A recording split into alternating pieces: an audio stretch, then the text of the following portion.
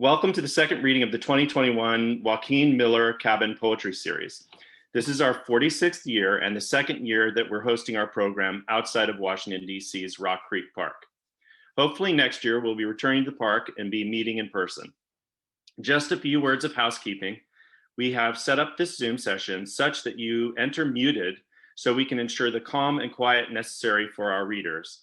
Please feel free to use the chat functions to socialize, ask questions, show your appreciation. We expect the program to run for 1 hour. If we were in person, we'd be offering our featured readers books for sale at the venue. Please check the Zoom chat for links to our readers' work and purchase recent books that they've published. So I'd like to introduce our first reader, Zeina Azzam. She is a Palestinian-American poet, writer, editor, and community activist. Her poems appear in a number of literary journals, including Pleiades Magazine, Passenger Journal, Mizna, Cordite Poetry Review, Sakun Magazine, Beltway Poetry Quarterly, and Voice Mail, and in edited volumes and anthologies, including Tales from 6 Feet Apart, Better American Poetry, Making Mirrors, Writing by and for Refugees, and Gaza Unsilenced. Her chapbook, Beina Beina In Between, was published in May 2021 by the Poetry Box. Zeina holds an MA in Arabic Literature from Georgetown University, and this is her book. So I encourage everyone to check the chat and you can find the link to the book, okay? All right, Zeina. Thank you so much, Jason. Thank you to the WordWorks for hosting the annual Joaquin Miller Poetry Series and inviting me to be a reader in it. Gratitude to Karen Alanier for organizing and hosting us. And again, a big thank you to Jason Gebhardt for the generous introduction. Jason and I took a few workshops together at the Writers Center with the wonderful poet Liz Reese, and I remember our experience fondly, and especially Jason's fabulous poetry. The first 2 poems I'm going to read were written during the pandemic. The first one is Coronavirus Spring, and it's kind of a conversation between me and the spring tulips. Coronavirus Spring. What I want to say to the tulips that emerged again in March, I am so grateful to count on you. There is nothing else to gird me anymore. This beauty almost makes me weep. Do you see how different the world is now? And they tell me, no, as we know it, the world is still the same. The rains arrived this morning. The nightingale keeps working so hard to sing. The starling wails. If sickness comes, I want to be like the wise tulips, store energy in my heart bulb, and come back after a hard winter dressed in bright turbans of orange and yellow and red. The second poem is also a pandemic poem. My friend Amy and I were taking a walk one evening, and as we passed some trees, she paused to hug one. And I watched her and I thought, I've never actually hugged a tree before. So I decided to do it. And that night I wrote this poem. It starts with an epigraph from NBC News. Social distancing during COVID means no hugs. Hugging the tree. It was neither part of a protest nor a statement to the world. I simply put my arms around a tall oak and stood in embrace, our bodies juxtaposed. There was no swaying. Her trunk, solid and true, felt like an ancestor, a pillar thick with years. Her bark scratched my skin if I moved, so I stayed still. It was time to be calm and reflect on our presence together. to look up to the sky and fathom the height of my partner, to inhale the earthy scent, to arc my grateful arms around the strong matriarch and whisper into the wood my wordless secret. I have not hugged anyone for months, my dear tree.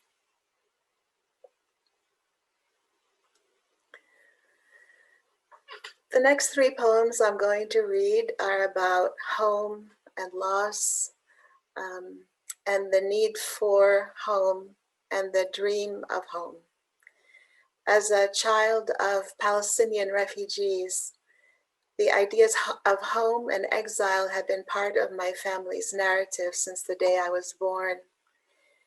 And having that background makes me very sensitive about home and exile narratives of all refugee communities. So the first two poems come from my latest chapbook, Beina Beina in Between. This poem is about Syrian refugees. A Syrian refugee speaks. To you, I am the story on the evening news. My charcoal mane braids mystery with fear. My words push eyes to narrow, backs to rise. Others dole out largesse at borders to me, a wingless bird to feed. You note my brown skin, imagine my kin as the reclining odalisks in Delacroix's painting, the boy charming a snake in Jerome's. My life is a tale of once upon a time, 1,001 ruses, myth and mirror fused by the heat of the hell of war. To me, I am the history book and the poem, the suckling and the breast, the amulet locating paradise, Al-Jannah. It lies at the feet of mothers. Now our country is an empty womb, tales of fleeing tattooed in our skin, white flags carried out of houses buried in rubble. Each time I beseech the crescent moon for a blessed month, I seek signs of stone houses and olive trees left behind. I wait for the morning that will bring back mother's milk, a scent of jasmine, the dignity of home.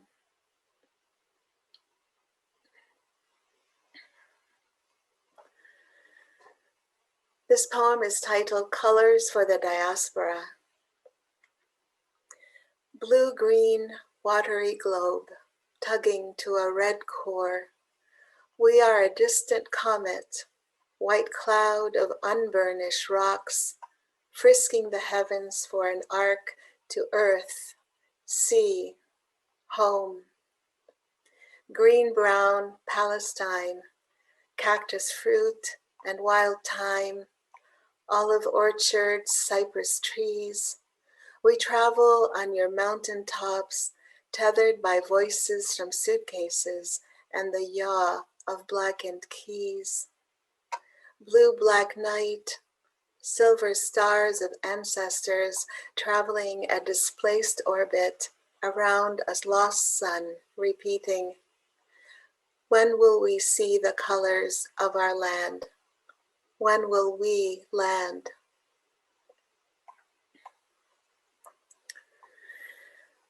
This next poem, also in this refugees theme, is a ghazal, or in Arabic it's a ghazal. And so it's called, the title is Ghazal for the Trees. Refugees crafted my name, an Arabic word to be clothed in English, throwing their sad story into a new world of weeping willow trees. So many travels, evolutions, the moon from crescent to full and back, tides succumbing, wasps nesting then dying in fruits of the fig tree. Now my compass points eastward, Eyes follow a familiar, hopeful line across an ocean, two continents, a sea, searching for rooted palm trees. In my home is Palestine's embroidery, maps of cross-stitch villages, a sacred geometry in roses, palms, a feather, a cypress tree. At times, I wish my name were Zaytun, olive, snowbud, pine, two elegant trees. I want to be fragrant as the lemon blossom, good and strong as the cedar tree. The maple changes in autumn, the season of displaced leaves, and oval globes hue first green, then black on a silver olive tree. Only my name seems constant, goodness with beauty in one word, like generous rains landing on delicate flowers of an almond tree.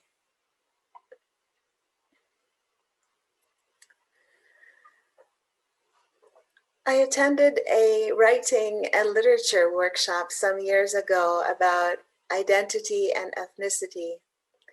And the workshop leaders were actually strongly discouraging us from writing poems about food and cooking.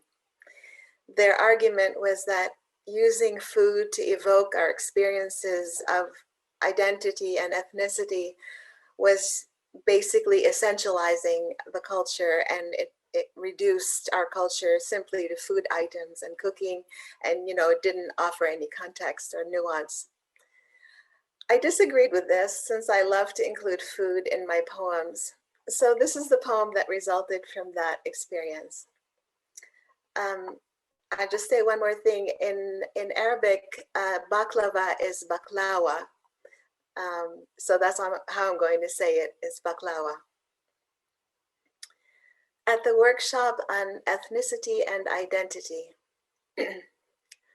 we are advised not to write anymore about tabbouleh and hummus, baba ganoush, lemony grape leaves stuffed with rice and meat.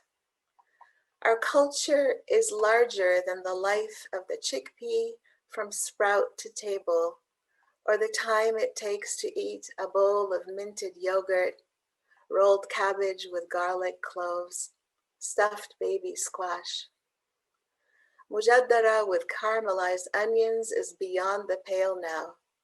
Let's not talk about eggplants and pine nuts or ground pistachios ornamenting baklawa in sweet syrup, orange blossom water in lemonade, cardamom infused coffee.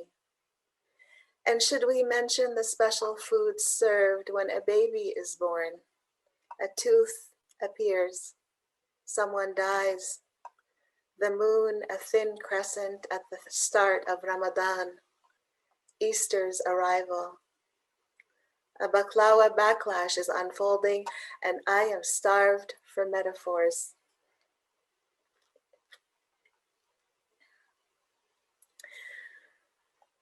Next poem is one that has actually been in my mind for a long time. It's sort of a rumination. It's called The Physics and Chemistry of Things. The physics and chemistry of things elude me. The way water sensibly becomes a cloud, feathers propel an eagle skyward. White light penetrates glass to emerge as a rainbow on the other side. In fact, sometimes I'd prefer not to know why hydrogen and oxygen cling to each other, or how yeast coaxes dough to rise. Please tell me about the speed of light another day. Now, let me admire, unencumbered, the geometry of a daisy. Allow me to be awed by the flash of shooting stars fanning across a moonless sky.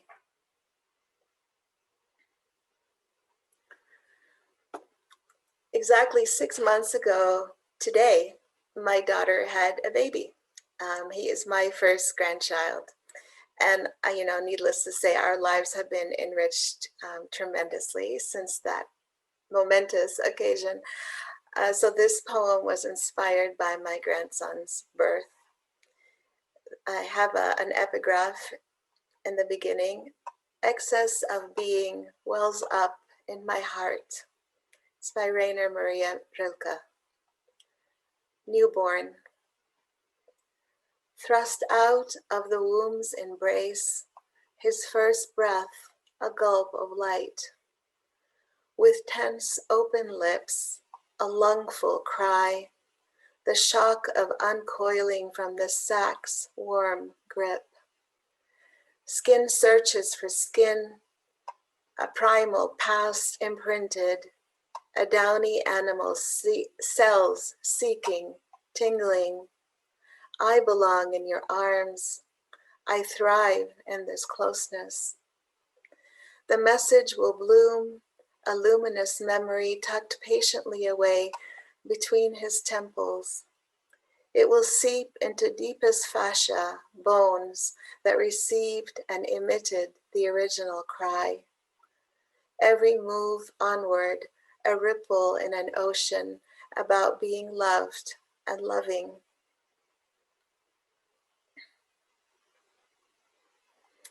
So I think I have two more poems. The next one is a nature and an awe poem. It's called Imagine Jasmine.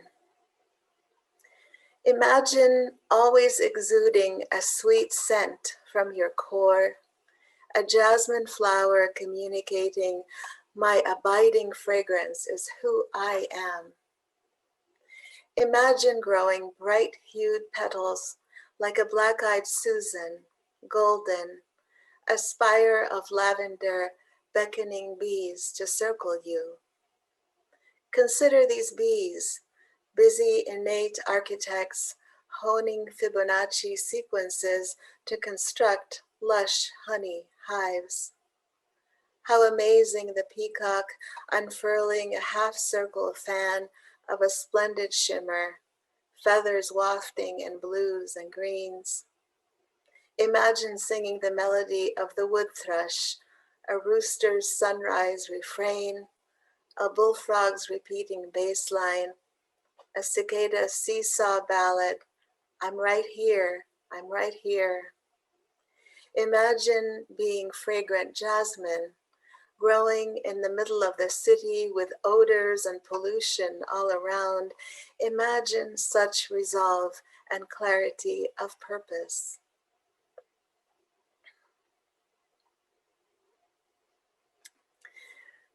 So this short poem is titled Waiting, and it's also from my chapbook. This will be the last poem that I read tonight. Waiting. It's the swaying journey of a leaf from branch to ground, the time for a thought to travel towards speech, the length of a deep breath before submerging, the wondrous space between wakefulness and sleep. Each has a forever in it and an ephemeral rhythm too, like your love, sometimes measured from here to there, sometimes forgetting itself between horizons. Thank you. Thank you, Zeina. That was wonderful. So our next reader is Thomas March. He is an essayist, performer, poet, and the author of Aftermath, which was published in 2018. Joan Larkin selected Aftermath for the WordWorks Hilary Tam Capital Collection. His work has appeared in The Account, The Adroit Journal, The Believer, Bellevue Literary Review, Glass, a Journal of Poetry, The Good Men Project, The Huffington Post, New Letters, Out, Pleiades, Rhino, and Verses Daily, among others. Since 2018, he has been the host and curator of Poetry Cabaret, a bi-monthly variety salon performance series. Nominated for 4 Broadway World Cabaret Awards, including Best Variety Show or Recurring Series and Best Host or MC. The show brings together the city's top poets, comedians, and cabaret performers to share their responses to a common theme. And the city I think in question is New York City. Broadway World has called Poetry Cabaret a daring, edgy, and divinely human way of looking at art and artists. With painter Valerie Mendelssohn, he is the co-creator of A Good Mixer, a character-based dramatic poetry and visual art hybrid project based on an obscure 1933 bartender's guide of the same name. He has recently become a contributing editor to Grand, a literary journal launched in 2021 and founded by Aaron Hicklin, editorial director of Document and proprietor of One Grand Books. A past recipient of the Norma Millay Ellis Fellowship in Poetry from the Millay Colony for the Arts, he has also received an Artist Writer Grant from the Vermont Studio Center. Thanks, Jason, and thank you, Karen, and everyone at the WordWorks for having me. I think it's been a couple of years since I read in one of your events. It's been 3 years since Aftermath came out. Still happy to be reading from Aftermath, and I'll read a few new things too. It's also great to be reading with Zeina and Susan, and congratulations on your new grandson. Such a wonderful thing.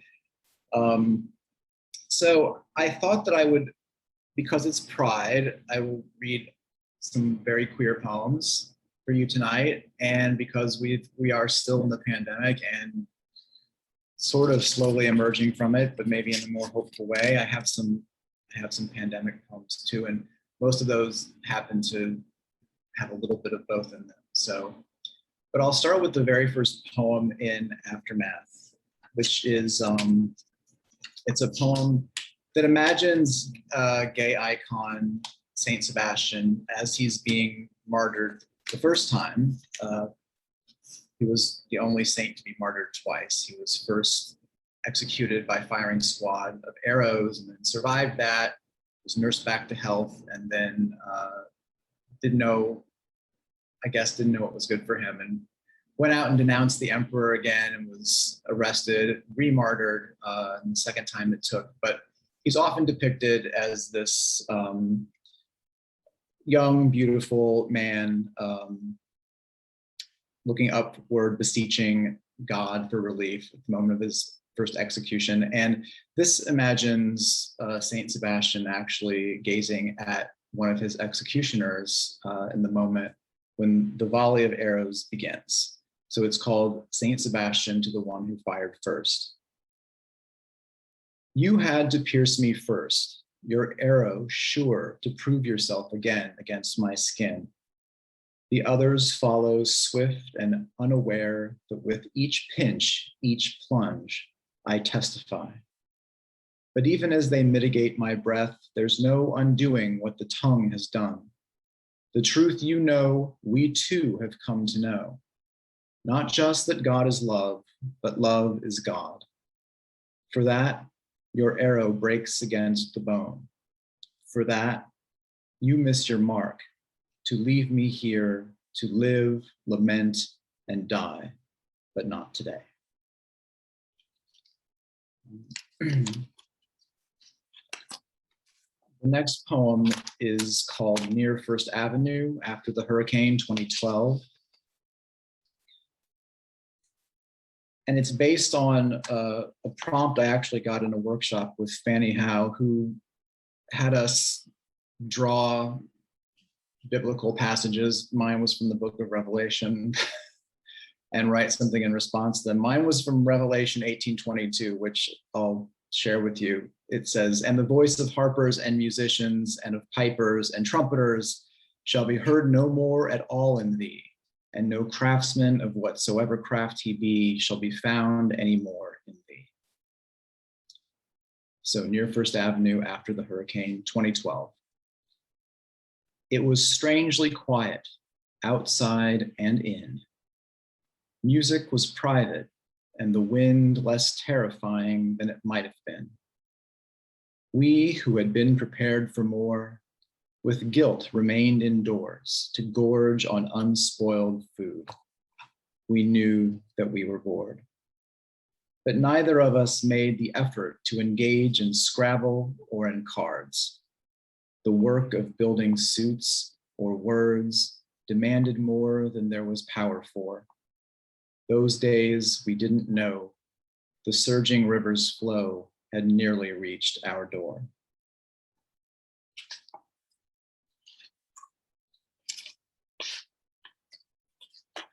In honor of the season, I'll read a poem called Solstice 1, Summer. Summer is a setup. Maybe you never knew. For you, it's the body always, and whoever you touch, mistaking that touch for touching.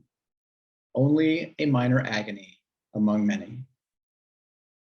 That's why when you are here, I play the man who doesn't know the other man, and you don't remember them at all. But I wonder what color the towel is that he puts under you, and whether you know how it feels to be underneath his sheets, or what he's hung on the wall by his bed, and whether you've ever claimed a side to sleep on, or done some secret thing you'll never do with me. Today, the longest day, seems too short for secrets. You don't have to tell me why your lips are too chapped for summer. While we're naked, our tattoos hide under our skins, and our urges can only conjure us as we already are, sharing nothing either one of us wished we had. Summer's such a setup. It never follows through. As the days get shorter, I imagine winter. And what's a scarf to you?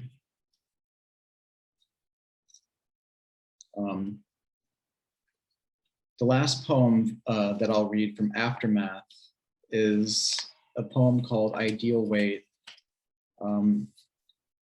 It's an ekphrastic poem in response to a piece of installation art by Felix Gonzalez Torres, which is untitled, but it's a portrait of his lover, Ross. And if you've ever seen it, the signage accompanying it says that the ideal weight of the installation should be 175 pounds, and it's a pile of candies that have been swept into a corner, plastic wrapped candies, and they represent the weight that Ross was before he began wasting as he died of AIDS. So the poem is called Ideal Weight. Remembrance is no solitary art. So this is Ross, this multicolored mound of candies in a heap against the wall, to serve the curious who cross the room where, swindled by the promise of a sweet distraction, as they kneel to choose a piece, then rise to peel the cellophane away, they mimic the devotion of a prayer, dismantling his body absently. Whoever reads the card can understand the sad and strange communion they have had. But from all hands, the empty wrappers fall, and sounds of crinkling plastic overwhelm impatient crunches and astonished gasps, like beetles clearing flesh from silent bone. It's what you'd hope the one you love would do when you have no more spirit left to stand. Collect you in the corner of a room to brace the fading traces of your form, prolong somehow, unable to forestall the brief, indifferent sweetness of release. I want to read a couple of new poems from that are just now appearing in Evergreen Review that are more pandemic related. But before I do want to quickly plug Poetry Cabaret, which is a variety salon I started actually with the book launch for Aftermath, which I did as a variety show with friends of mine in the comedy world, performance world, singers. Most of the time, I didn't even read my own poems, actors did. Because I love a variety show. I like people having the experience of different kinds of modes of expression in one evening.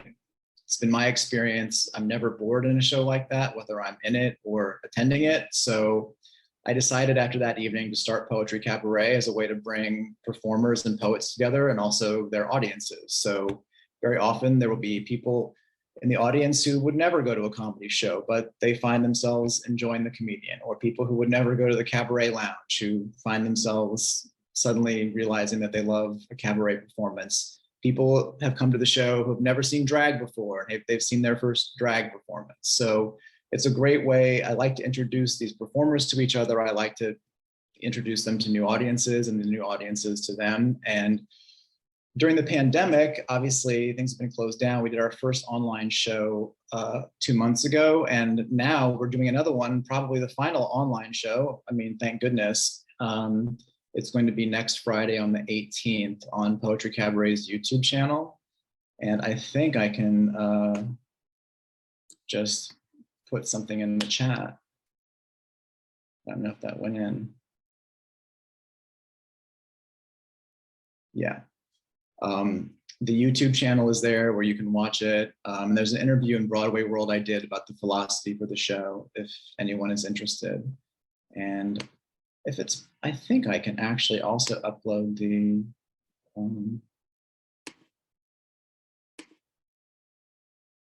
these shows.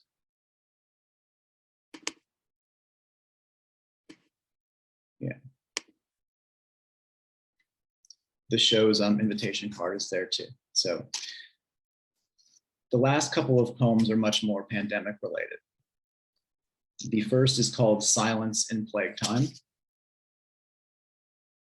I have never been less concerned by your silence. I've preferred it so long, I haven't had a chance to miss your voice. But here we are in plague time, quarantined, alone. Or maybe not alone, who knows? And last night I woke from a dream. You were driving me through Paris along the Seine, down empty streets we've only ever known on foot, with one hand on the wheel, the other resting on my leg, waiting for my finger to trace a destination on your palm. My mind collapsed this easily, so many journeys into one. At that moment in the dark, I thought I wanted to hear your voice, as I'd heard it through hurricanes, blizzards, and a decade of deaths. But who are you now anyway? I can't be more alive to you than when we last hung up the phone, and fever's no excuse to test a better version of ourselves. Without your voice reminding me of why we never speak, I can allow myself to think you might be thinking of me, comforted by what we remember saying the last time we saw each other clearly. It's generous silence. It makes me wonder how you are. It makes me want to wish you well.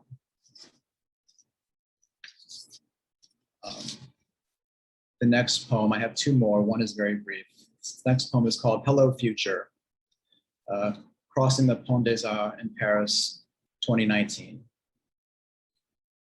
Hello future, I say. Just say hello future. We don't stop, but you wave to the camera and sing, hey future. In that way you sing, Merry Christmas, or hey you, if it's me when you open the door. I imagined that day we would watch this after everything we could be had already happened. We'd look at each other in a comfortable room at the quieter end of our well-traveled life and reassure ourselves by telling your fortune that everything to come would be worth all the rest of everything to come. It wasn't innocent, asking you to mark this point from which we'd measure whatever time was left. I knew it might be sad for at least one of us to watch someday. Sometimes I watch it on behalf of the future we plan, sometimes one we might have escaped. What if I had stopped you there to confess my fear that we'd never be happier? We could have parted on that bridge and never said a thing we never should have said. But as long as we live in this future you greet, there might be so much more to say when we're ready. No longer to be two idiots on a bridge, assuming it will hold. And the last poem, on a lighter note, is called Pigeons, because they're out. They spent the spring reproducing. They are out in droves. Pigeons. I don't mind a pigeon. It's not my place to mind. The worst you could say about a dog, something you find cuter, or at least responsive in a familiar way to your own emotions. But puppies too will pounce on a wet cigarette butt, slimy with street mud, and swallow it down whole. We just tend to forgive what looks us in the eye, knowing we know it did the most disgusting thing. The end. Thank you. Thank you for listening. Thank you for having me. Thanks, Tom. Check the chat, everyone. There's a link to Aftermath, Tom's book. There's a link to the Poetry Cabaret show on the YouTube channel. There's also a link to the Broadway World interview that we referenced. And then Tom posted a PDF in there as well. So check the link. And also Zeina's book is up there. So thanks, Tom. Thank you. Great reading, guys. Okay, so our final reader is Susan Notar. Susan has flown over Iraq in helicopters wearing body armor and makes a mean beurre blanc sauce.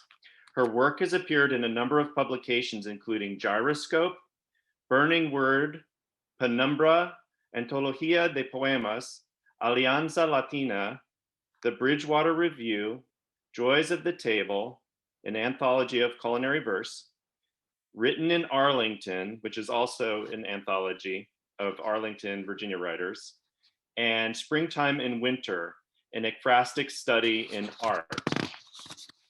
An ekphrastic study in Springtime and Winter, an ekphrastic study in art, poetry, and music. She's a member of the Poetry Society of Virginia and won the Sini Moon Prize for her poem, Hands with Grapes, about Georgia O'Keeffe. She works at the US State Department helping vulnerable communities in the Middle East. Right, Susan? Thank you. Thank you, Jason. And thank you to WordWorks and to Jason and Karen. And it's so wonderful to be reading with my good friend Zeina tonight. And Tom, I really enjoyed your work as well. So I'm going to have to read more of it. And it's wonderful also to see the names of many friends tonight, including our dear friend Ethelbert Miller, who's a wonderful poet and writer as well. So it's thrilling to have him here tonight. The first poem I'll read appeared in Gyroscope this winter, and I am deeply interested in the healing property of herbs, and I also am fascinated by foxes.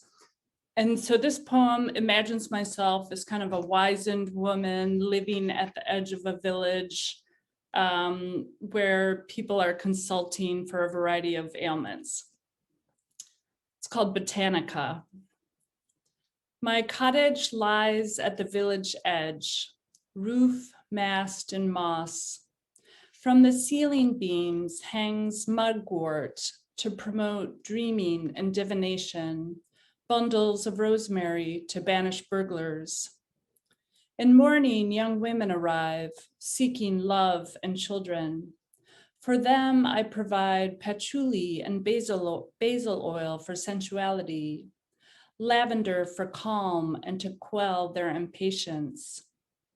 To the old, I proffer sage smoke for wisdom, willow bark for aching knees, turmeric for inflammation or cancer. In the late afternoon, melancholia arrives, as she often does, particularly when the mist is thick. To her, I offer yarrow to regain composure. Night brings the fox. See his glinting eyes, his burnt umber coat as he sits by my hearth, tells me his exploits before he vanishes like the smoke from my chimney, talking to the trees.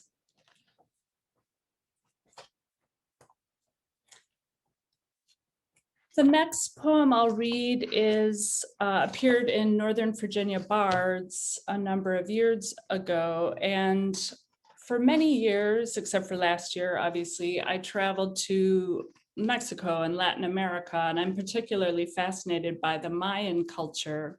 And there's a Mayan ruin called Chichen Itza, where each equinox, shadows of the sun fall alongside the temple and form a serpent. So you can't really tell in the reading, but my poem is shaped like a serpent.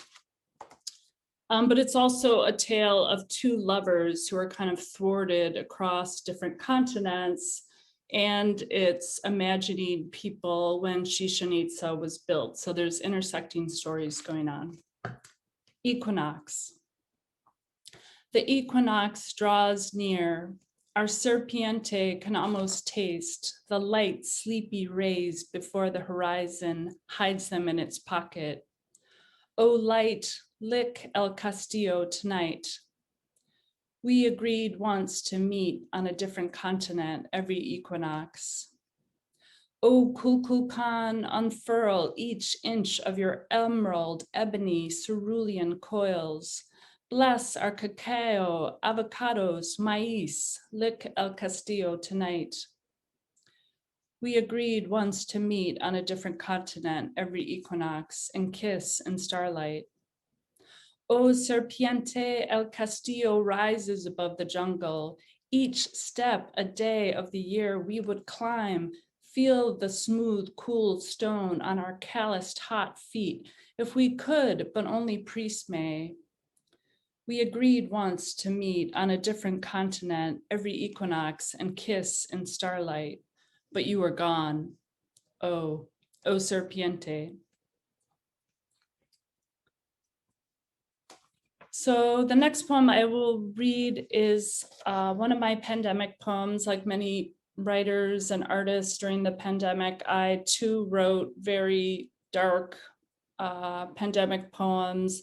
But this one is actually about a phenomena I think we were all seeing, which was animals reclaiming areas where when there were so few people around. So it's called Menagerie in the Pandemic. Mountain goats in Wales now roam the empty streets, stick their curly horned heads into flower boxes, trip along cobblestones in front of pubs, party in parking lots. Dolphins arc in clear canals in Venice and waters no vaporetti or speedboats cross. Baby sea turtles toddle into waves along Brazil's northeast coast, undisturbed by curious tourists, uneaten by hungry dogs.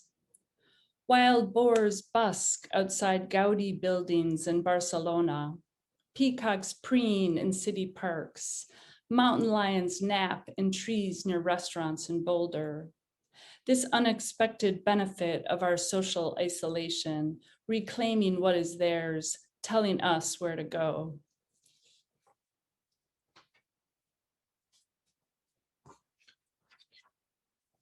So this next poem draws upon my work working with vulnerable communities in the Middle East, and in particular Yazidi people. And many of you may recall that in 2014, the Yazidis, there was a genocide of the Yazidis in northern Iraq. Women were taken as sexual slaves and men were massacred. And you'll hear me refer to a couple of the massacre sites in the poem. It's called Yazidi, Northern Iraq. A Yazidi woman sits across from me. Her eyes are flat black, like no eyes should look, as if her spirit has been sucked backward through her body to fly away somewhere else, somewhere safe, before Kocho, Sinjar. Is it true, her handler asked me, is it true what ISIS did to the children? She starts to cry, great rolling tears, streaking her face, black morning mascara. I seek safety inside myself in a world that offers none. Is it true? Is it true? It is true. I hear her voice asking over and over, like the crows now cawing over mass graves, as the Yazidi woman gazes, but not at me.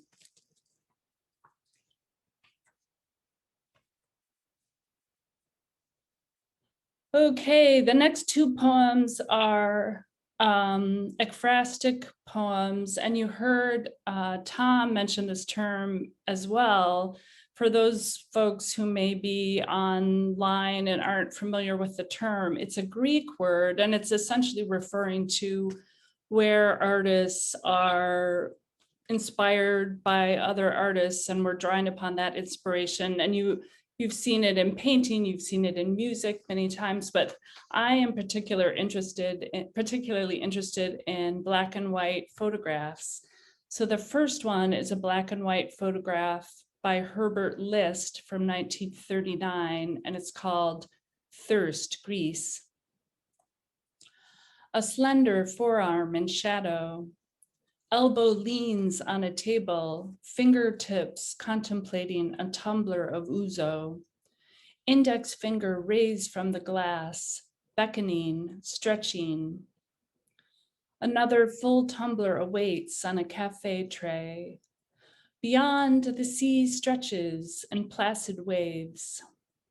Does a waiter rest in the late afternoon, sipping ouzo before the dinner rush, snacking on a slab of salty feta to offset the cool anise? Or perhaps a lover, his partner set sail, leaving the other tumbler forever full.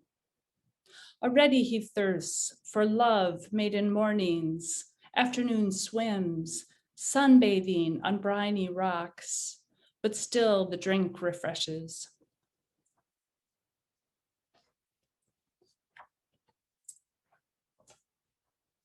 Okay, the next poem is also an ekphrastic poem, and it is about George O'Keeffe and Alfred Stieglitz, who were lovers, and they're obviously very famous artists.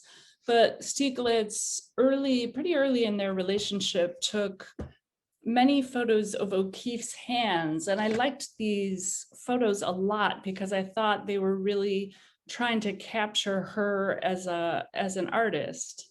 And it was also at the time when it took a long time to take photographs. So someone would have to sit very quietly for a while, not like we do now with our cell phones. So it's called Hands with Grapes. In sepia tones, O'Keeffe's fingers are splayed on a leaf, plucking grapes, spider-like in their agility. Sense her impatience at posing for her lover, while he clicked frame after frame until he found just the right one. This was before O'Keeffe left full time for the American Southwest, yet in the stretch of her fingertips, you can sense her yearning for what lies beyond the frame, what she'd seek to capture away from him in Abiquiu and Taos and cow skulls and dusty mesas. Alfred, you can hear her say, hurry the hell up.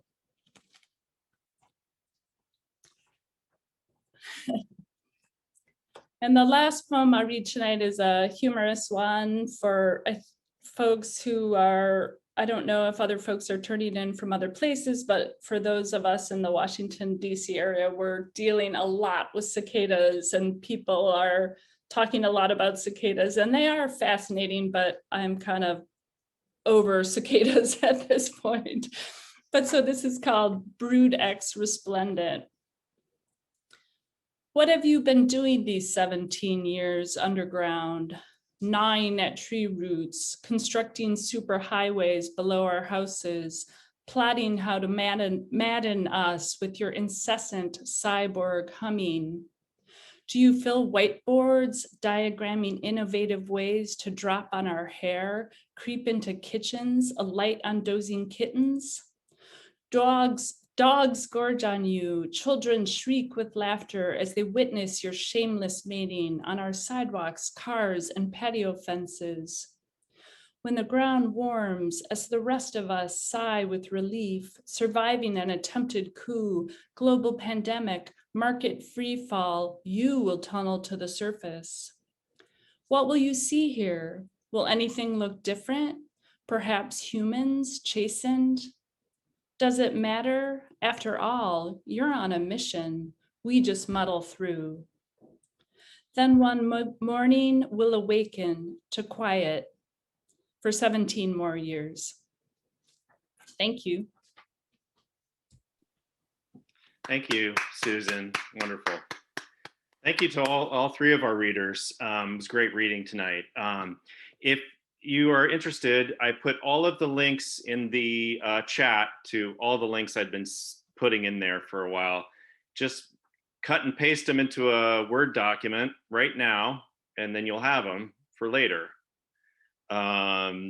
So I just want to let you know about a few more events that are coming up for WordWorks. There are 2 readings next week. Wednesday, June 16th, WordWorks presents Poets versus the Pandemic. And the readers are John Odell, he's the featured reader, and the guest poets are Reuben Jackson and Susan Oki. So don't miss that. And Thursday, June 17th, is the 3rd of the Joaquin Miller Poetry Series, featuring Kristen Kowalski-Farragut, Mark Fitzgerald, and Jacqueline Jules, with co-hosts Renee Garrity, Karen Alinier, and Henry Crawford. So thank you again for joining us tonight, and we hope to see you next week. So again, everybody, clap. If you can, I'll just clap for everyone with you can hear, and then you guys can do it virtually.